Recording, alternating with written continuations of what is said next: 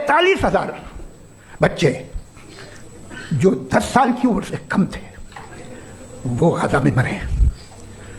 भूख से काला हांडी में बच्चे मरते हैं और डिप्थेरिया से मरते हैं।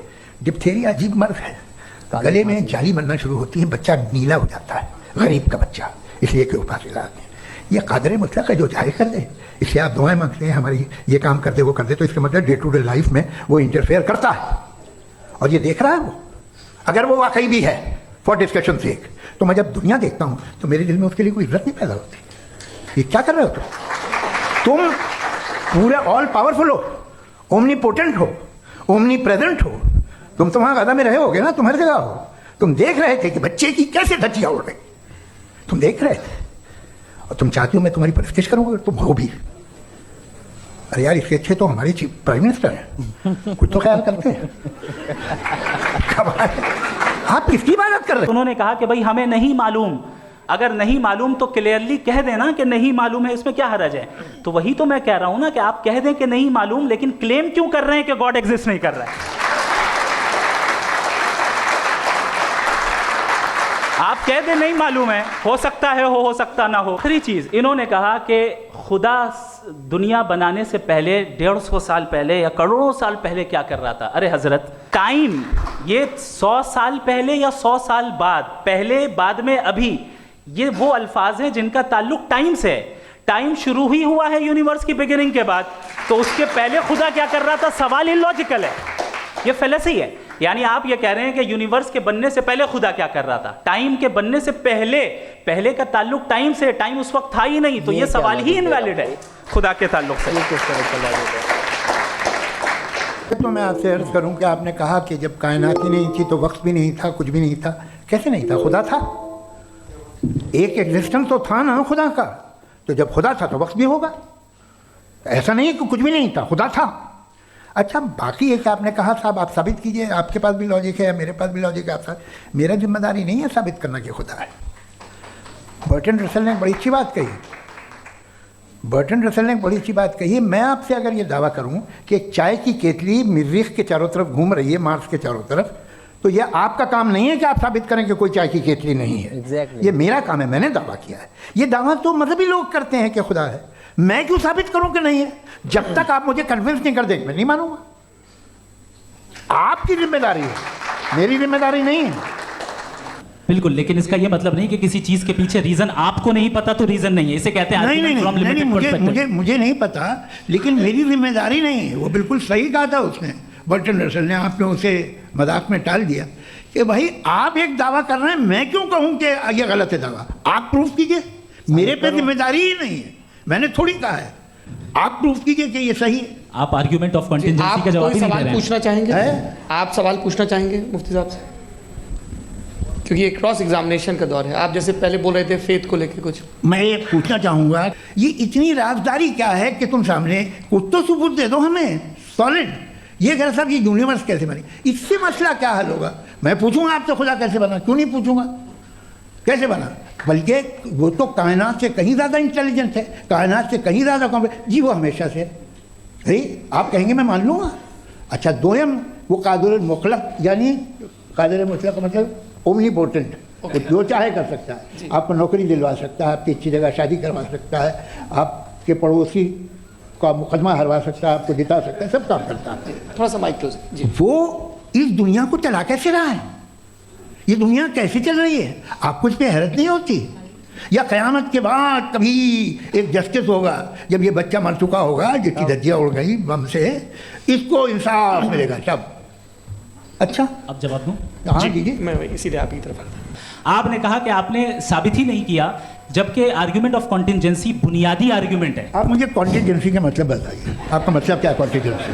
कॉन्टिंजेंसी का मतलब यह हुआ कि हर वो वजूद जो किसी भी चीज़ का पाबंद है, हर वो वजूद या हर वो चीज़ जो अपने एग्जिस्टेंस में किसी भी चीज़ के पाबंद है और उससे बाउंड है, उसको उसकी ज़रूरत है, उस पर डिपेंड करती है, तो जाहिर सी बात है कि उसका कोई ना कोई कॉज होता है। ये तो अक्ल की बात है, ये आप रीजनिंग की बात करते हैं, मैं वही कर रहा हूँ। दूसरी चीज़ आपने ये बात कही कि इतने बिलियन लाइट ईयर्स दूर है, उसका मेरा क्या लेना देना? फिर मेरे ख्याल से आपको ये नहीं कहना चाहिए I think therefore I am an atheist. आपको सोचना चाहिए, सिर्फ आप एक लिमिटेड दायरे में रहकर नहीं सोचें बल्कि बाहर निकल कर सोचें।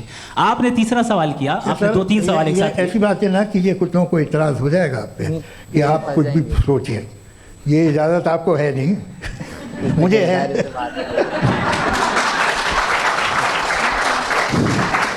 हम जब किसी डॉक्टर के पास जाते हैं, डॉक्टर के पास जाकर वो अगर उसने हमें कोई दवाई दी है तो हम ये तो नहीं कहते कि जब तक आपके पास जितना नॉलेज और जितना विजडम नहीं है, आपने क्यों ये दवाई दी है, तब तक हम इस चीज़ को एक्सेप्ट नहीं करेंगे। नहीं कहते, हम उसकी अथॉरिटी को तस्लीम करते हैं। क्यों? क्योंकि उसकी हम जानते हैं कि वो नॉलेजेबल है, वो विजडम वाला है, हमसे ज़्यादा नॉलेज और हमसे ज़्यादा विजडम है। बताएं सर। नहीं, डॉक्टर में और खुदा में बड़ा डिफरेंस है। डॉक्टर पढ़ा लिखा होता है एक, तो मैं उसकी बात सुनूंगा। दो ये नहीं कुछ जवाब तो भी नहीं है सर। प्लीज आप अगर सब ऑडियंस से बोलने लगेंगे तो फिर मतलब नहीं सिविलाइज्ड बहस का। मतलब आप ये कहें कि चूंकि आप डॉक्टर पे बिलीव करते हैं इसलिए खुदा पे बिलीव किए, क्या ये मिसाल आपको समझाने के लिए आर्गुमेंट है, इस पे आपको एतराज़ नहीं है। तो सिंपल बात ये है कि मैं अगर ये यकीन कर लूँ कि एक ओमनीपोटेंट उसकी मसलहत है, ये जो बच्चे मर रहे हैं ये मसलहत है उसकी, मुझे नहीं चाहिए इस मसलहत। उसकी मसलहत नहीं, यही तो समझना है, मतलब एक्सपीरियंस। अच्छा, इस आपने अभी मेरी बात पूरी सुनी नहीं। मैंने कहा आपका पूरा आर्ग्यूमेंट 2 फॉल्स असम्पशंस पर है।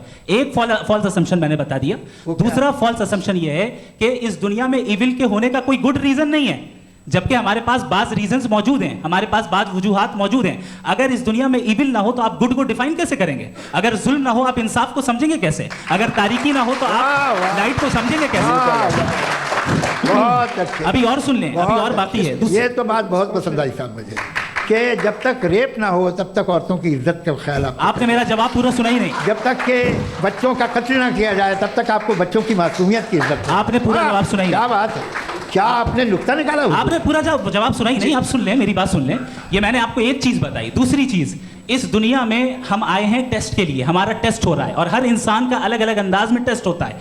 और इस दुनिया में अगर इविल मौजूद है तो वो इविल जरिया है हमारे अंदर ह्यूमन नोबल क्वालिटीज को डेवलप करने का और अलग अलग फील्ड में प्रोग्रेस करने का। और अगर हमारे अंदर और इस दुनिया में इविल नहीं होता तो बताइए टेस्ट का मतलब क्या होता? अगर मैं अपने स्टूडेंट को MCQs दूं और उसमें सिर्फ राइट आंसर लिख कर दे दूं और कहूं तुम्हारा टेस्ट हो गया, ये मीनिंगलेस है।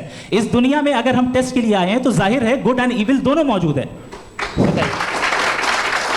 तो अगर गुड एंड इविल दोनों मौजूद है तो ये इविल भी खुदा का बनाया हुआ है?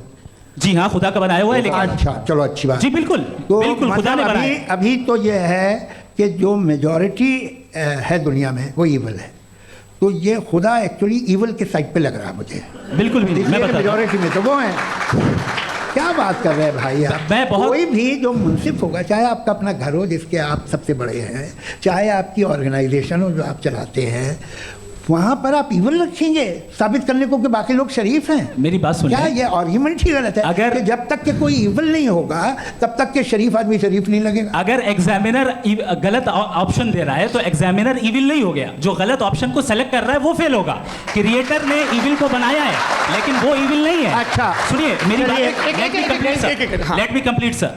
क्रिएटर ने इविल को बनाया है टेस्ट के लिए, वो इविल नहीं है। इविल वो होगा जो उसे इख्तियार करेगा। छुरी को बनाने वाला गलत नहीं होता है, छुरी का गलत इस्तेमाल करने वाला गलत होता है। रेप को कैसे गलत इस्तेमाल करते हैं? रेप इंसान के फ्री विल का नतीजा है।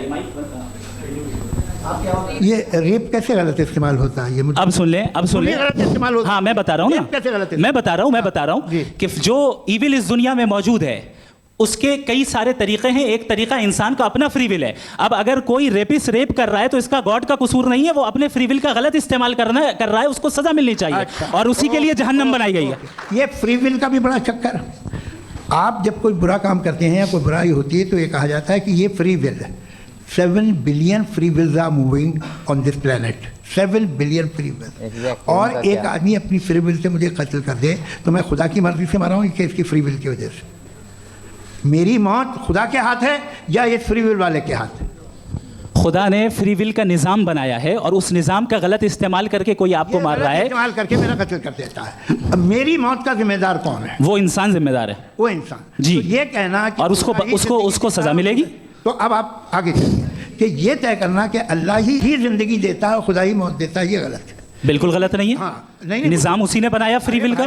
نظام موت اور حیات کا اسی نے بنایا. You are contradicting yourself. ابھی آپ نے کہا کہ ایک آدمی نے فری ول سے آپ کو مار دیا، اس میں اسے فری ول دی گئی تھی، اس نے غلط استعمال کیا.